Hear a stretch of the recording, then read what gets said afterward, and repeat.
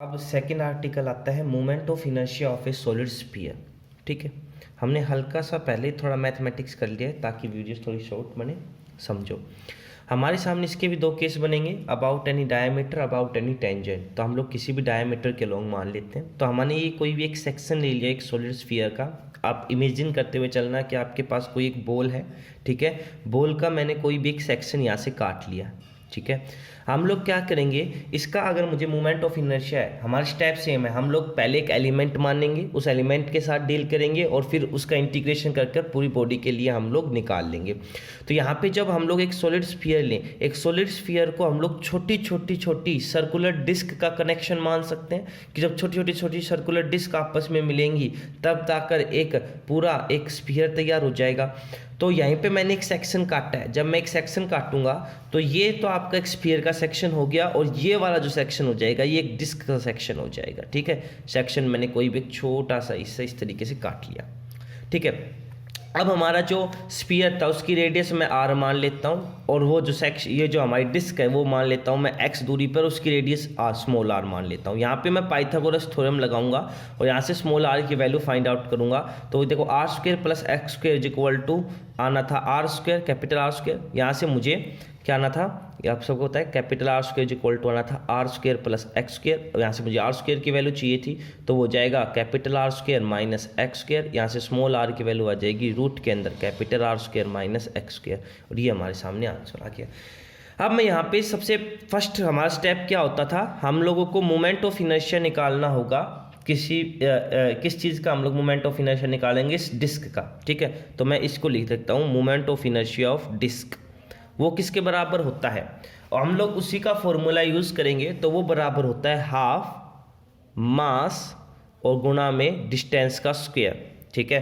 तो मैं यहाँ पे मास और डिस्टेंस हमारी क्या होगी, सॉरी मास गुना में रेडियस का स्क्वायर होता है हाफ एम आर स्क्वायर। तो रेडियस हमारे सामने स्मॉल आर है, हाफ एम आर स्क्वायर। अब मैं यहाँ पे मास और रेडियस की वैल्यू पुट करूँगा और वो हमारे सामने स्मॉल डिस्क का आ जाएगा। फिर हम लोग उसका इंटीग्रेशन कर देंगे, हमारे सामने पूरी का आ जाएगा। तो हमारे स्टेप्स बिल्कुल क्लियर है। तो हम लोग मास कैसे फाइंड आउट करेंगे, तो हम यहाँ पे वॉल्यूम चार्ज डेंसिटी का यूज़ करेंगे। भैया वॉल्यूम किसके बराबर होता है, वॉल्यूम चार्ज डेंसिटी होती है मास बाई वॉल्यूम। तो हम लोगों ने ये किया कि भैया मास बाई वॉल्यूम, फिर हम लोगों ने इस डिस्क के लिए निकाला, इस डिस्क का एम डैश मास लिया, वॉल्यूम वी डैश लिया, दोनों को बराबर इक्वेट किया। एम डैश की वैल्यू क्या आएगी, एम बाई वी गुना में V dash V. Volume of sphere क्या होता है 4/3 पाई आर क्यूब, ये यूज़ किया 4/3 पाई आर क्यूब। अब देखो इसका मुझे वॉल्यूम नहीं पता, लेकिन एक किसी भी चीज़ का वॉल्यूम क्या होता है, आप लोग उसकी तीनों डायमेंशंस को मल्टीप्लाई कर दें और एरिया 2 डायमेंशंस की मल्टीप्लाई से निकलता है। तो मैंने किया एरिया और इसका एक डायमेंशन dx था उसके साथ मैंने मल्टीप्लाई कर दिया, ठीक है। इसका dx डायमेंशन था तो मैंने क्या किया कि आप लोगों का एरिया लिया और dx के साथ मल्टीप्लाई कर दिया। एरिया कैसे निकालते हैं, पाई आर स्क्वायर। तो पाई आर की वैल्यू यहाँ से उठाई, आर स्क्वायर की वैल्यू और dx यहाँ पे रखा। पाई से पाई कैंसिल हो गया, ये ऊपर गया 3/4 m अपॉन में r क्यूब एच डी और ये dx। अब ये वैल्यूज ठाकर मैं सारी, ये एम डैश आएगा, ये वैल्यूज ठाकर मैं सारी इस फॉर्मूले में पुट कर दूं तो हाफ एम डैश की वैल्यू क्या आएगी आप लोग के सामने 3/4 m R square minus X square upon R cube into D X और इंटू में आर स्क्वायर की वैल्यू क्या आ जाएगी भाई साहब, R square minus X square. तो हमारा जो फॉर्मूला है वो क्या बन गया भाई 3/8 m। यहाँ पे देखो R square minus X square एक था, एक और आ गया तो यहाँ पे स्क्वायर हो गया अपॉन में आर क्यूब डी एक्स।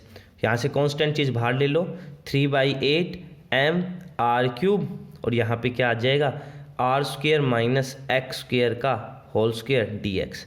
मैं इस होल स्क्वायर को खोल देता हूँ तो 3/8 m आर क्यूब, ये होल स्क्वायर और खुल जाएगा तो होगा ए स्क्वायर प्लस बी का स्क्वायर माइनस 2ab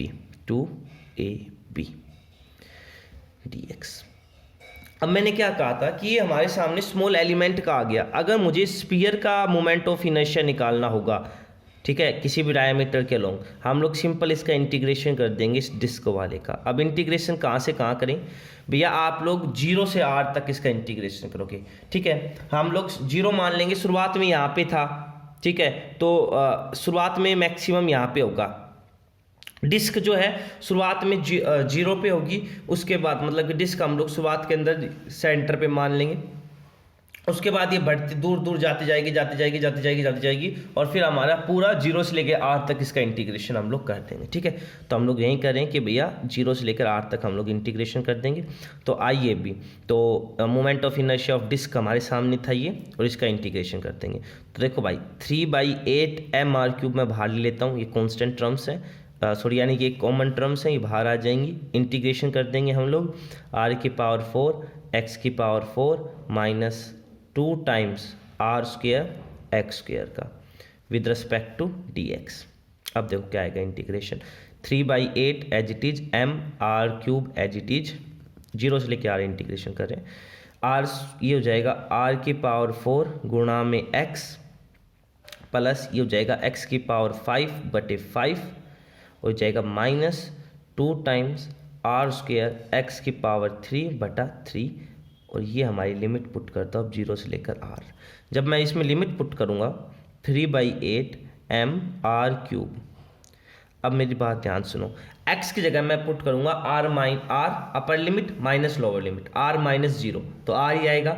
जब यहाँ पे तीनों में आप लोग पुट करोगे r-0, r बच जाएगा। तो मैं यहाँ पे यहीं सीधा इसकी लिमिट पुट कर देता हूँ, यहाँ पे r आएगा तो r गुना में r⁴ r⁵5 प्लस यहाँ पे सिंपल r⁵5 बच जाएगा, अपॉन में 5 बच जाएगा, माइनस यहाँ पे भी सिंपल आप लोग का 2 टाइम्स r⁵5/3 बच जाएगा। तो अब हम लोग आगे इसकी कैलकुलेट, ये आ रहा था, तो अगर मुझे IAB फाइंड आउट करना होगा तो मैं क्या करूँगा, 3/8 mr³, इस पूरी इक्वेशन से मैं r⁵5 कॉमन ले लेता हूँ। अब यहाँ पे देखो बचेगा 1 + 1/5 माइनस 2/3 बचेगा ये।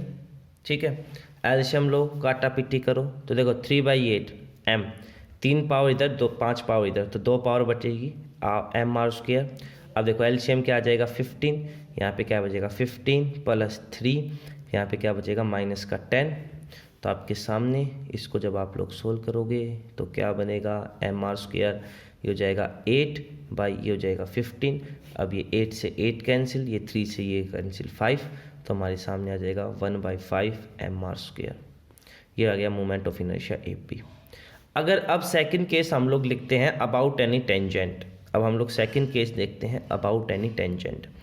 अब ये सिंपल सा एक एप्लीकेशन हो जाएगा थ्योरम ऑफ पैरेलल एक्सिस का। देखो कैसे, ये आप लोगों के सामने मान लो वही सेक्शन हो गया, ये हमारे सामने कोई इसकी टेंजेंट हो गई, इसका नाम दे दो AB। अब ये आपका कोई भी डायमीटर के अलोंग हो गया, इसका नाम दे दो CD।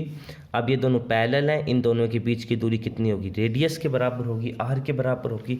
सिंपल आप लोग निकालो, IAB is equal to moment of inertia of parallel axis passing through centre of mass, तो वो क्या है ICD, और प्लस में मास और उनके बीच की डिस्टेंस का स्क्वायर r²। ICD अभी हम लोगों ने फाइंड आउट किया था 1/5 ऑफ mr²। ठीक है, 1/5 ऑफ mr²। यार कहीं हम लोगों ने मिस्टेक तो नहीं कर दी, एक मिनट, यहाँ पे है ना हम लोगों ने ना एक हल्की सी थोड़ी सी यहाँ पे एक कॉन्सेप्ट मैं आपको एक और बताना भूल गया। कॉन्सेप्ट क्या था कि हम लोगों ने एक तरफ तो हम लोगों ने कंसिडर कर लिया था, लेकिन दूसरी तरफ हम लोगों ने लिमिट लगाते वक्त कंसिडर नहीं किया। देखो जब मैं लिमिट का कॉन्सेप्ट बता रहा था आप लोगों को, तो मैंने ऐसे कहा था कि हम सेंटर से लेके हुए चलेंगे, सेंटर यहाँ पे 0 होगा, इस तरफ जैसे जैसे हम लोग प्रोसीड करते हुए जाएंगे तो हमारी रेडियस के बराबर आ जाएगा। तो हम लोग केवल आधा सेक्शन को हम लोगों ने डील किया, हाफ सेक्शन को हम लोगों ने डील किया। हमारा बिल्कुल डेरिवेशन बिल्कुल सही है, हम लोगों ने हाफ सेक्शन को डील किया। जब हम लोगों ने हाफ सेक्शन को डील किया 0 से लेकर r, तो ये जो हमारा मोमेंट ऑफ इनर्शिया निकल के आया ये हेमिस्फीयर के लिए निकल आया। अब मुझे कंप्लीट स्फीयर के लिए निकलना चाहिए। ठीक है, तो वो कैसे होगा देख, तो लिख लो, this is the moment of inertia for hemisphere,